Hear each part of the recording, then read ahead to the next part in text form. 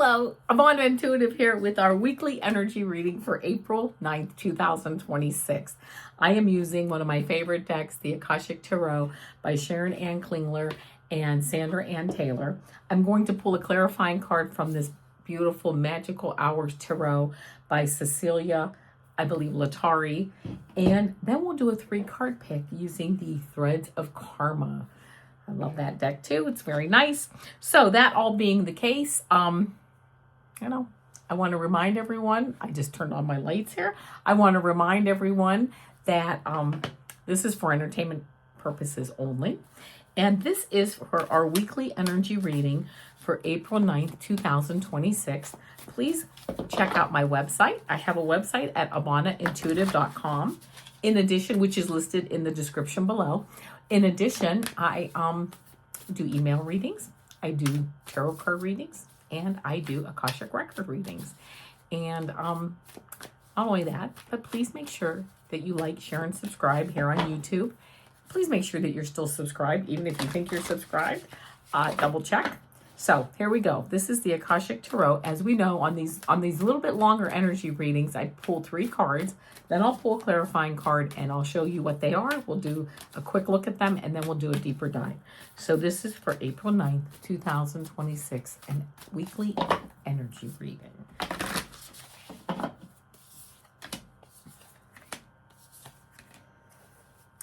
I have seen these cards before. It's kind of funny when you see the same, not the same cards over and over, but yeah, it's kind of funny when the same, like this deck, I don't know how many cards it has. It's got at least 60 cards, maybe more. And it's maybe all 72 actually. I think it does, or 78 rather. I think it follows the tarot, the actual tarot. So it's funny when the same cards come out. And they're good. They're good, solid cards, which is also nice. All right, so now this is the clarifying card. And without further ado, here we go. The first card I got, One of Scrolls, and this is on track. We've had this card really a couple times before. The Queen of Scrolls. Okay, so we have a lot of scrolls here. And then we have 18, which is up in the air. Our clarifying card is this 5 of Cups. That's, we have our cups that are turned over, but then we have our cups that are blooming. So let's go right into it. This One of Scrolls. Let's take a look at what this card means. Here we go. One of Scrolls. On track. A man at a train station looks over his shoulder at the signs that point to other tracks. But he has already looked at his maps and made his decision. He lifts his foot to step onto the train. Though travel or a move can be indicated by this card, the meaning is often about your choices and directions. You may have been ambivalent about taking a certain track in your life with regard to a project, a relationship, a career, directive, or even a location. But now it's time to decide. Even if you're not quite as assured as you'd like to be, the engine is smoking. There is a direction that compels you, so get on board. You will not falter. Right? On track. You know what? Just take our best shot at things, right? Sometimes you get on track with one thing and then you're like, oh, that's not the right track. But you know what? Now I know. Now I know this isn't the right track. I would have never known that had I not tried it. But okay, so we're getting ready to move down a track. And then we get this Queen of Scrolls.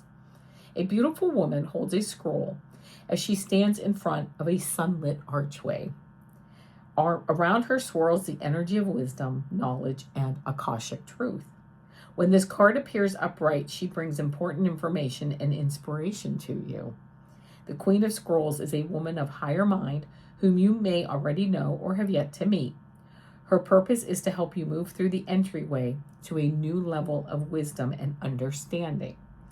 She could be a teacher to you in some way or offer a friendship that could develop into a deeper love. This woman could be helpful to you in some project requiring communication. She may be an author, a marketer, or a publisher. If you are a writer, she may be someone who assists you in getting published. The Queen of Scrolls could also represent you or a woman in your life getting a position in a field related to communication or academics, such as counseling, teaching, marketing, or publishing. This card indicates a phase of deepening understanding and readiness to learn. It's the perfect time for personal growth and expansive learning, whether it's mind, body, or spirit centered. Open the mysteries that are hidden in the Akashic scrolls and step through the door of knowledge. Yeah, I like it. All right, so that's good because we got the scrolls. We're on track, and now we're going to step through the doors of knowledge, and then we get, I love it, up in the air. Here we go, up in the air. This is kind of the outcome position. A man and woman gaze with anticipation at a hot air balloon in the bright blue sky. The balloon flies high above the hills, and the contents of the balloon's basket are hidden from view. During this time of your life, there are aspects of important situations that seem hidden to you. You may feel a strong, almost urgent desire to know how it's going to turn out. You can connect with your spirit guides and the Akashic records and ask for a little insight, but there are elements that are unknown, and at this time, unknowable. There is too much about the situation that is still up in the air. This could be due to the influence of others who are undecided, or some events may not have yet come to pass, or unexpected discoveries are yet to be made. Trust is the only way for you now. If you push too hard to know or to influence the outcome, you might push that outcome away. Let go of all urgency and give the situation to your higher infinite self, who will take care of it all.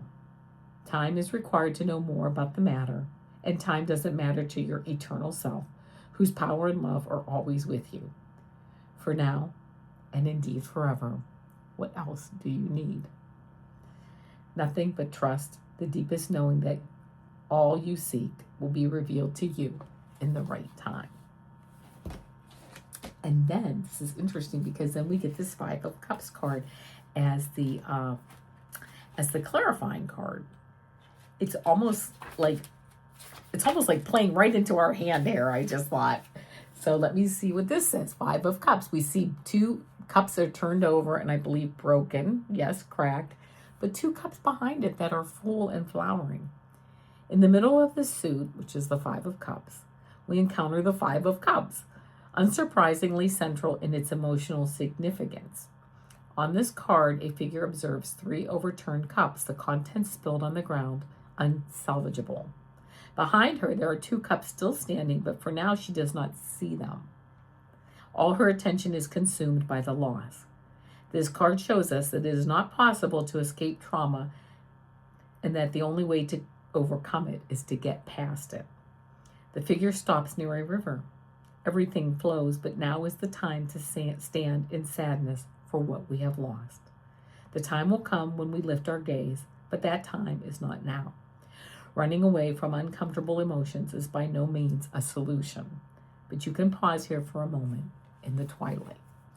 This is very interesting because I don't know, yes, if someone here is in grief or whatever, absolutely, you're going to take your time, you're going to move forward.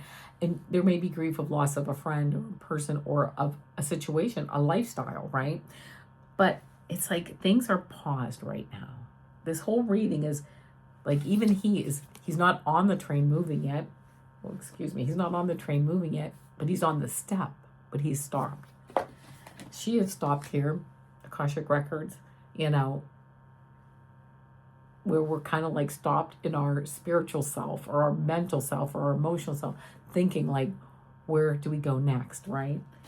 Here, they're ready to move up in the air, but they can't see what's in the basket. It's not time yet. And she is not ready to move forward either.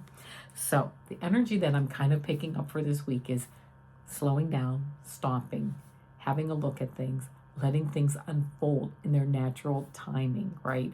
And having that faith in the universe that they will unfold in our favor in natural timing, right? In the natural time frame that things are supposed to happen, they will. And they will, of course, unfold when the timing is right. When people have made the decisions in whatever areas to move forward, then we will find out more answers. So for an energy reading for this week, I would think it's time for us to slow down and take a break, take some waiting time, have some fun with friends and family, and know that things will move along right when they're ready. Things will move right along. So that's the reading, our weekly energy reading for April 9th, 2026. Now I'm going to do our 3-card pick. And, this is, do you need a little bit of guidance? Or like sometimes I'm like, I wonder which direction to go. I'll pick a card, see which direction I might want to go. Again, it's all up to you. It's all free will. It's all for entertainment purposes only. So let's give these cards a shuffle. And card 1, card 2, and card 3. All right. Kind of matches my background. Card 1, card 2, card 3. Think about which card resonates with you. 1, 2, 3. Don't think too hard. If you pick card 1, set healthy boundaries. Healthy boundaries protect your energy. Stand firm in what you need. Stand firm in what you need to thrive. Okay, if you got this card, it might be time to set a boundary or two, right? So that's card 1. If you got card 2, the cycle stops with you. You are the one your ancestors prayed for. This pain ends in your hands. Choose differently now. Wow, look at the ancestors. I love that, standing around her as she's, or him actually, as yes, and look at this ancestral like bondage is ending. It's like, yes, you now choose to move forward in a lighter fashion with the sun rising. I love that. The cycle stops with you. Nice. And if you got card 3, release toxic attachments.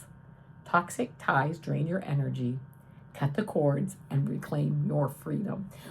One exercise you may want to use if you feel that this card resonates with you, using Archangel Michael to use his sword to cut those ties, cut the cords that you no longer need, send them off in love, seal those cord openings with love from Archangel Michael. I have found that to be quite an effective exercise that I have done in the past, and it does, it seems to work, and it gives you that symbolic feeling of moving past things and letting things go that no longer,